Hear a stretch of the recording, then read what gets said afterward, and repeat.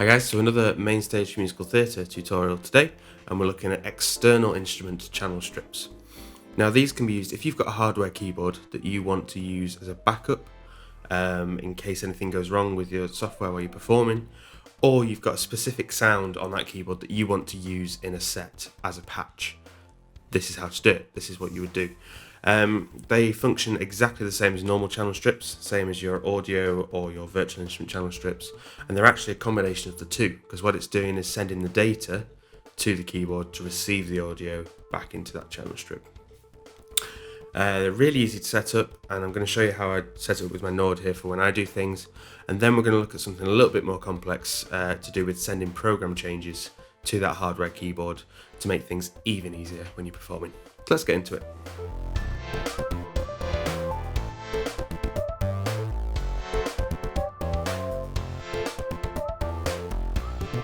Right, so I've got my Mainstage console here for my external channel strips, but first I'm just going to show you how I've got the actual hardware set up so that when we get into it in the software side of things, you know where everything's routed to, you know what's going on.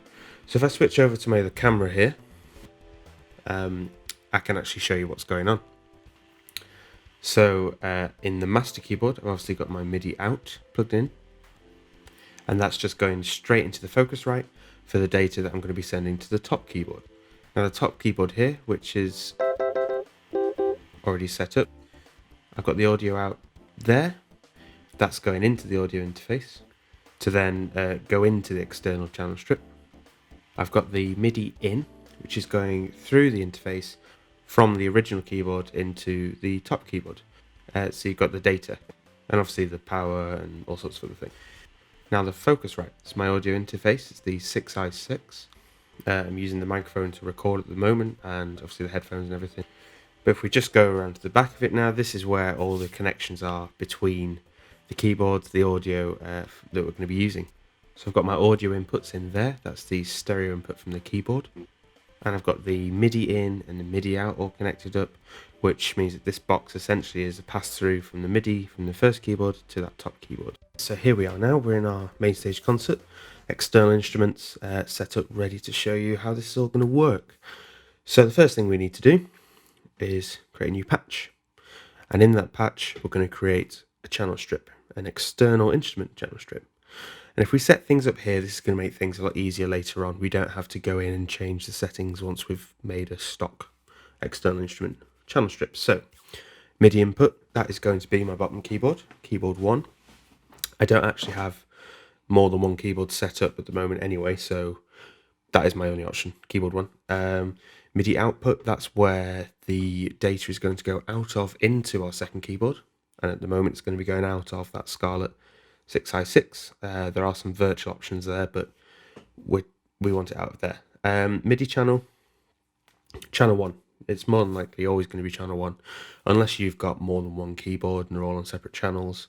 Or if you're having a bit of trouble with channel 1 and it's not working for some reason, try channel 1 to 16 and it's going to send it over all of them, and it should work by that point.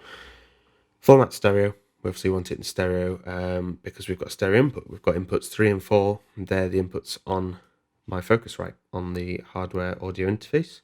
And we want it to be going out of the standard Mainstage stereo output, which at the moment is the output 1 and 2 on my Focusrite is stereo output on there.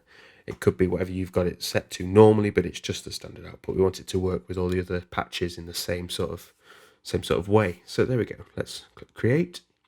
Now the input, I don't know what's going on here, but for some reason my inputs don't set themselves, so I just have to go in and reset that input 3 and 4 from before in that dialog box. I don't know what's going on there, but if you have any issues, that might be what it is. Just make sure you've set your input up, and that is now ready to go. If we play this bottom keyboard, there we go, we've got the sound of that top keyboard. It's all running through, it's all running nice and smooth, and that is the basics of setting up your external instrument channel strip. That's ready to go. We're ready to play, and it's all sorted. Now you may notice it's a different sort of feel velocity wise. I'm having to work hard on this bottom keyboard to get it to sound the same as the top one, and you can tweak that a bit. So when you're inside this channel strip, if you go into MIDI input, we can change this velocity input. So at the moment, it's a very straight line. It's not a curve. Usually we'd choose a curve on this bottom keyboard for virtual instruments because it's got that bit more expressiveness to it. Whereas here, what you play is the velocity that is sent. Whereas if we have a curve here, if we select one of these curves, everything's a little bit more sensitive, perhaps too sensitive there. We can smoothen that off a bit, but that's a great way to get some more expressiveness and to really try to match the velocity input of your second keyboard. So have a play around with that, see how you get on with that. Now, that's it. We're done in the sense of getting the audio into Mainstage and back out with all the data sending through. Now let's look at something a little bit more complex. Say you have a few sounds you want to use from your hardware keyboard, but you don't really want to have to mess around with that other keyboard. You want it to just be there as a sound module, in essence. So that is what I'm going to set up here. If I copy this patch, if I duplicate this, we've now got two. They're both the same. They're both playing the same sounds. Say we want some different sounds. We want a piano and an EP, and we want Mainstage to do all the work of changing those sounds for us. So let's leave this one as the EP. Now my patch number on this keyboard is actually 56. On the Nord it's 15.1. They've got a different system there, but it's patch 56 for the purposes of Mainstage. If I go into this channel strip, and if you click this little arrow, it may be showing up here if you've made the panel a bit bigger. But here, MIDI output, and I want to send a program change. That's going to change the patch on my hardware keyboard using just the data sent from Mainstage itself. This is patch 56. This sound. So if we leave it as 56, and I'm going to leave that so that it changes back to patch 56 when we're switching patches.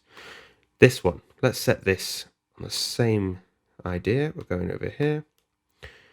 Let's set this and change it to 57, which will be the next patch along, which hopefully is a grand piano sound.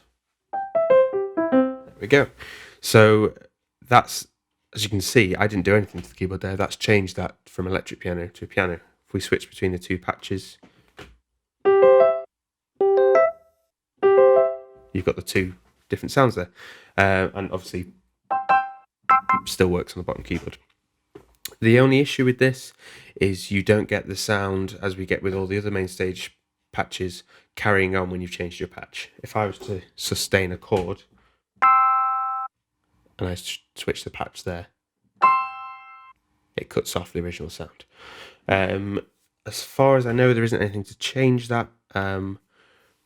Probably to do with the fact that the Nord itself doesn't do that. The Nord doesn't carry on a sound when you change it to a new patch, particularly with this model at least. The newer ones, I think, do have that functionality.